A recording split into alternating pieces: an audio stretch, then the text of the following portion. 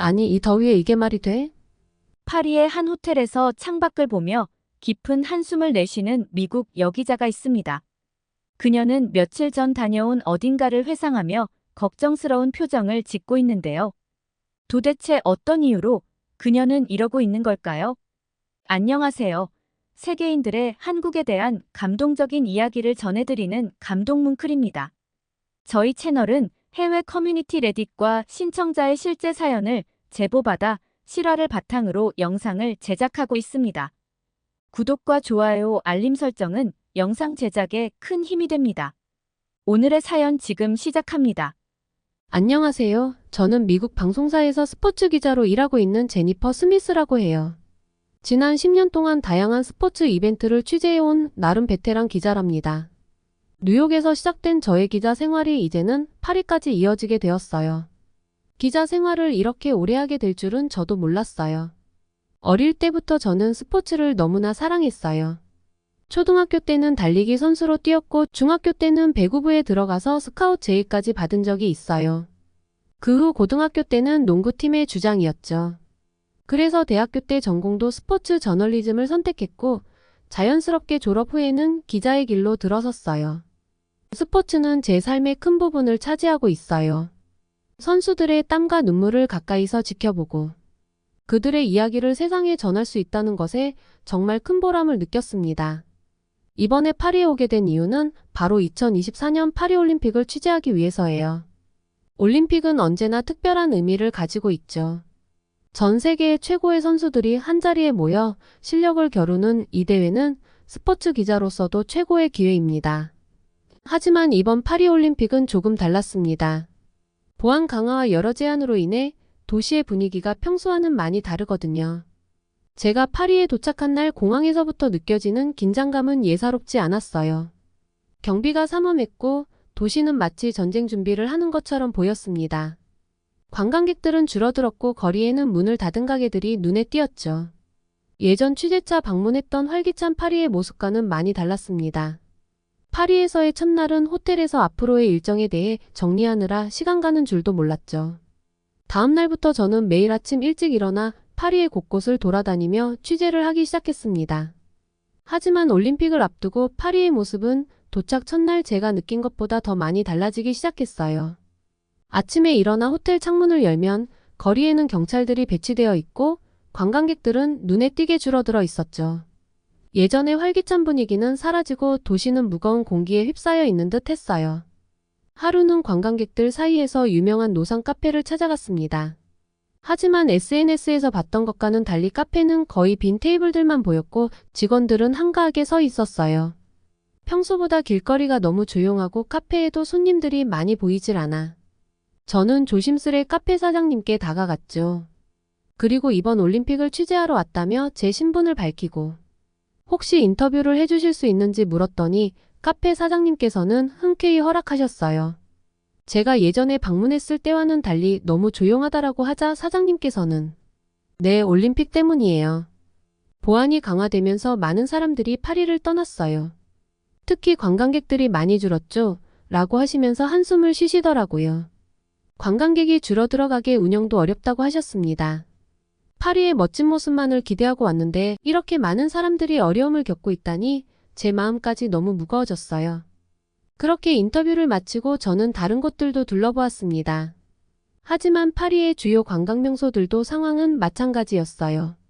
루브르 박물관에 갔을 때 평소 같으면 긴 줄이 있을 법한 곳에 사람들이 거의 없었습니다. 그리고 이제는 사전 예약자만 입장이 가능하다고 하더라고요. 저는 운이 좋게도 미리 예약을 해서 들어갈 수 있었지만 그곳에서 만난 다른 관광객들은 무척이나 실망한 표정이었어요. 파리에 와서 루브르를 못 본다는 게 말이 되느냐며 다들 불평을 하더라고요. 박물관을 나와 저는 바로 에펠탑으로 향했습니다. 에펠탑 역시 사전 예약자만을 받고 있었고 보안이 철저하더라고요. 철제 울타리와 경찰들이 곳곳에 배치되어 있었고 평소라면 사진을 찍고 즐거워할 사람들 대신 긴장한 표정의 경찰들만 보였습니다. 이러한 변화들 때문에 파리의 소상공인이 큰 타격을 받고 있는 듯 했죠. 제가 자주 가던 빵집 사장님께서도 올림픽 때문에 매출이 반으로 줄었어요. 이렇게 계속되면 가게를 유지하기 어려울지도 몰라요. 하며 한숨을 쉬시더라고요. 저는 파리에서의 취재를 통해 이 도시가 겪고 있는 어려움을 몸소 느낄 수 있었습니다. 그리고 이러한 변화는 단지 파리만의 문제가 아니라는 생각이 들었어요. 세계 곳곳에서 올림픽이 개최될 때마다 그 도시의 일상과 경제에 미치는 영향은 상당히 크니까요. 다음날 저는 다음 취재를 위해 선수촌으로 향할 준비를 했습니다. 선수들이 어떤 환경에서 생활하고 있는지, 그리고 그들이 겪고 있는 어려움은 무엇인지 알아보기 위해서였죠. 올림픽 준비를 위해 파리 전역이 바쁘게 움직이고 있었지만 선수촌은 그 중심에서 특별한 역할을 하고 있다고 생각을 했어요. 선수들이 머무는 곳이니만큼 그곳의 환경은 경기력에 직접적인 영향을 미칠 수밖에 없으니까요. 선수촌의 건물들은 깔끔하고 현대적인 디자인이었지만 주변은 생각보다 조용했어요. 선수촌의 입구에서 저를 맞이한 올림픽 관계자는 친절하게 안내를 해주었습니다. 그는 선수촌의 환경을 설명하며 이번 올림픽을 얼마나 친환경적이게 하려고 노력했는지 강조했죠. 이번 올림픽은 친환경 올림픽을 목표로 하고 있습니다. 그래서 선수촌에는 에어컨 대신 자연 환기를 통해 실내 온도를 유지하고 있습니다. 라고 말하더라고요. 저는 선수들이 머무는 방으로 들어가서 숙소의 상태를 직접 확인했습니다. 선수들의 방은 예상보다 간소한 모습에 정말 놀랐어요. 한눈에 보아도 작은 선풍기가 중앙에 자리 잡고 있는 것이 눈에 띄었죠. 게다가 도쿄올림픽 때 봤던 그 골판지 침대가 보이더라고요. 솔직히 한여름에 선풍기 하나로 지내야 한다는 것이 도저히 이해되지 않았습니다. 특히 작년 여름 파리의 기온이 43도까지 올랐던 것을 기억하고 있었기 때문에 더욱 그랬죠. 하지만 담당 직원분은 에어컨이 없는 올림픽이 가장 친환경적 올림픽이 될 것이라며 자랑을 하기 시작했습니다. 에어컨 대신 직사광선을 피하고 지하 냉각수를 활용해 건물 전체를 외부보다 6도 낮게 유지하도록 설계했다고 했지만 무더위에 선수들이 어떻게 대처할 것인가에 대한 저의 우려는 여전했어요. 지난 도쿄올림픽 때 열사병으로 쓰러졌던 선수들이 생각나면서 과연 선수들이 이 더위 속에서 제대로 경기를 치를 수 있을지 너무 걱정이 되더라고요. 선수촌 내부를 둘러보는 동안에도 몇 명은 무더위에 지쳐 보였습니다. 사실 미리 알고는 있었지만 저희 미국을 포함한 캐나다, 영국, 독일, 그리고 예산이 많은 나라들은 선수들에게 이동형 에어컨을 지원하고 있었습니다. 하지만 우간다와 같은 나라들은 냉방기기를 지원할 자금이 부족해 어려움을 겪고 있었어요. 에어컨이 없는 방에서 지내며 무더위와 싸우고 있는 그들의 모습을 보니 안타까운 마음이 들었습니다. 이것이 정말로 친환경적인 방법인 건지. 개발도상국 선수들은 상대적으로 박탈감을 느낄 거라 생각했죠. 제가 만난 한 선수는 인터뷰에서 예상은 했지만 파리의 이상 기온에 에어컨 없이 지내야 해서 너무 힘들다고 제대로 실력을 발휘할 수 있을지 걱정이 된다고 하더라고요. 스포츠에서 최고 성과를 내기 위해서는 최적의 환경이 필요하다는 것을 알기 때문에 이런 상황이 선수들에게 얼마나 큰 부담이 될지 짐작할 수 있었습니다. 선수촌은 매우 넓었고 다양한 시설들이 갖추어져 있었습니다. 하루에 6만 끼의 식사가 제공되며 항상 운영되는 의료 클리닉도 있었죠. 하지만 이러한 시설들에도 불구하고 에어컨이 없는 더위 문제는 너무 큰 문제라는 생각이 들었습니다. 그렇게 씁쓸한 마음을 가지고 다음날 저는 한국 선수들의 사전 훈련 캠프를 방문하게 되었어요. 사실 전 이번 성화 봉송을 한 BTS의 열렬한 팬이기도 하고 무엇보다 지난 도쿄올림픽에서 너무 좋은 매너를 보여준 한국 선수단들을 꼭 한번 다시 만나보고 싶었거든요. 저는 파리 시내에서 차로 약 1시간 거리에 있는 퐁텐블로에 위치한 한국 선수들의 사전 캠프장으로 향했어요. 미리 조사한 바로는 한국 선수들이 최상의 상태로 경기에 임할 수 있도록 철저하게 준비된 공간이라고 하니 무척 궁금해지더라고요. 캠프에 도착하자마자 깔끔하게 정리된 훈련 시설과 곳곳에 휘날리는 태극기가 눈에 띄었습니다. 원래는 프랑스 국가방위 스포츠 센터였는데 런던 올림픽 이후 12년 만에 운영되는 거라고 하더라고요. 훈련 캠프에는 팀 코리아 파리 플랫폼이라고 적혀 있었죠. 관계자의 안내에 따라 저는 내부를 둘러볼 수 있었어요. 수영장과 실내외 육상장을 비롯해 다양한 종목의 훈련장이 잘 갖춰져 있어 선수들이 최상의 상태로 훈련할 수 있어 보였어요. 캠프 내부는 매우 쾌적했고 선수들은 집중해서 훈련에 임하고 있었죠. 한 선수에게 인터뷰를 요청했더니 사전 캠프에는 훈련 파트너 선수들이 많이 있기 때문에 이곳에서 최대한 훈련을 하고 선수촌에 천천히 들어가기로 했다고 하더라고요. 제가 정말 놀란 건 그 다음이었어요. 한국 대표팀은 선수들의 건강을 최우선으로 생각하며 철저한 준비를 해왔더라고요. 저는 처음 들었는데 한국인은 밥심이라는 말이 있을 정도로 음식에 진심과 정성이 보였어요. 특히 도시락 준비는 정말 인상적이었어요. 저도 취재를 다니며 한식을 먹어볼 기회가 종종 있었는데 선수들의 도시락의 퀄리티는 어마어마했어요. 한국 선수촌에서 온 영양사와 조리사들이 선수들의 식단을 철저하게 관리하고 있었죠. 대회 기간 중에는 한식 도시락을 만들어 선수촌에 배달할 계획이라고 했습니다. 조리사들이 만든 한식 도시락은 맛과 영양을 모두 고려해서 더운 무더위에 지칠 수 있는 선수들을 생각해서 해외에서도 한국 음식으로 영양을 보충하며 체력을 유지할 수 있도록 하는 게 목표라고 했습니다. 또한 한국 대표팀은 다양한 의료 장비를 갖춘 이동식 클리닉을 운영해서 선수들의 부상 예방과 치료를 지원하고 있었어요. 그리고 친환경 냉매제를 활용한 쿨링 재킷과 쿨링 시트를 국가대표 선수들에게 나눠주어 무더운 날씨에도 선수들이 최상의 컨디션을 유지할 수 있도록 했죠. 이는 파리의 무더운 날씨에도 불구하고 선수들이 경기에 집중할 수 있게 해주는 중요한 방편이라고 생각됐어요. 훈련을 마친 후 선수들과 이야기를 나누면서 그들의 사기와 열정을 느낄 수 있었어요. 파리의 무더위와 어려운 환경 속에서도 최선을 다해 준비하고 있는 그들의 모습은 정말 멋있었습니다.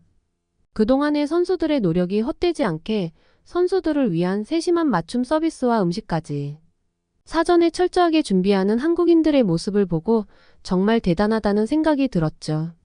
한국 선수들의 사전 훈련 캠프를 방문한 후 저는 다시 파리 시내로 돌아와 계속해서 현장을 취재했어요. 올림픽 개막이 가까워질수록 파리의 분위기는 점점 더 긴장감으로 가득 차게 되었죠. 과연 이번 올림픽이 무사히 진행될 수 있을지에 대한 걱정이 커졌어요. 도심 곳곳에 배치된 경찰과 군 병력은 파리의 긴장된 상황을 잘 보여줬어요. 주요 도로와 장소는 철저히 통제되고 있었죠. 전쟁과 테러의 위협 속에서 치러지는 이번 올림픽은 보안 문제가 가장 걱정이었습니다. 마크롱 대통령이 필요하다면 개회식 장소를 변경할 가능성까지 언급할 정도였으니까요.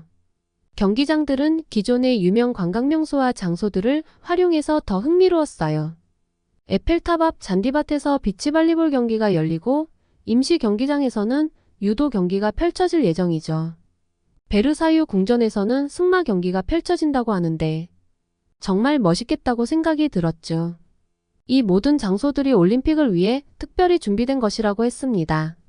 하지만 인터뷰를 해본 결과 이번 올림픽의 문제점들이 많이 보였어요. 정작 올림픽을 즐겨야 할 파리의 주민들은 올림픽 기간 동안 도시에 머무르는 것보다 에어비앤비를 통해 집을 빌려주고 그 수익으로 휴가를 떠나려는 계획을 세우고 있었습니다.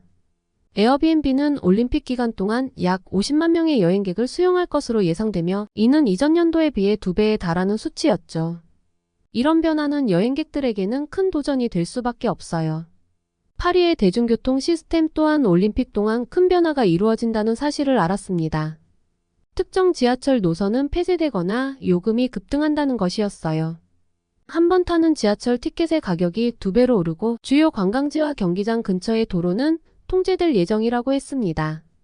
생강을 따라 열리는 개막식 준비로 인해 많은 구간이 폐쇄되거나 제한돼서 많은 불편함을 겪었던 시민들은 이번 파리올림픽 때 파리로 오지 말라는 말까지 나올 정도였으니까요. 이번 취재 내내 너무 실망스러운 소식들만 취재하게 돼서 제 마음도 편치 않았습니다. 철저한 준비를 해온 한국 선수단의 소식 밖에는 딱히 쓸 뉴스가 없어서 저는 한국 특집 기사를 내보내는 쪽으로 방향을 틀었습니다. 사전 훈련 캠프에서의 열정적인 훈련과 완벽한 식단 관리, 그리고 의료 지원까지 한국은 정말로 모든 것을 완벽하게 준비해왔더라고요. 한국의 철저한 준비성을 보며 이번 올림픽에서도 좋은 성과를 낼 수 있을 거라는 기대를 갖게 되었어요. 이런 열악한 상황에서도 한국 선수들이 잘 해낼 수 있을 거라는 믿음이 생겼죠. 많은 이슈들이 있지만 파리에서의 마지막 취재를 마치며 저는 이 도시와 사람들이 올림픽을 통해 하나가 되는 모습을 지켜보길 기대하고 있어요. 파리올림픽의 성공적인 개최를 위해 그리고 선수들과 시민들 모두가 무사히 올림픽을 즐길 수 있기를 간절히 바라고 있습니다. 이제 저는 계속해서 파리에 머무르며 한국팀의 소식에 대해 중점적으로 취재할 예정이에요. 이번 올림픽에 부디 아무도 다치지 않고 별 탈 없이 잘 마치기를 진심으로 바라고 있어요. 그리고 그 과정 속에서 한국 선수들이 빛나는 순간들을 많이 만들어주기를 응원합니다. 오늘의 사연 어떠셨나요? 오늘 이야기가 좋으셨다면 구독과 좋아요 눌러주시고 주변의 많은 분들에게 공유해주세요. 사연자분에게 응원과 격려의 말씀들을 댓글로 남겨주세요. 감동 뭉클에서는 여러분의 마음들을 모아 사연자분들에게 전달해 드리고 있습니다. 감동적이거나 재미있는 실제 사연들을 제보받고 있으니 소개해주고 싶은 사연이 있으시면 위 메일로 제보해 주시기 바랍니다. 오늘도 여러분의 하루의 작은 즐거움이라도 되었기를 바라며 지금까지 감동 뭉클이었습니다. 구독과 좋아요는 영상 제작에 큰 힘이 됩니다. 끝까지 시청해 주셔서 감사합니다. 다음에 더 좋은 영상으로 찾아뵙겠습니다.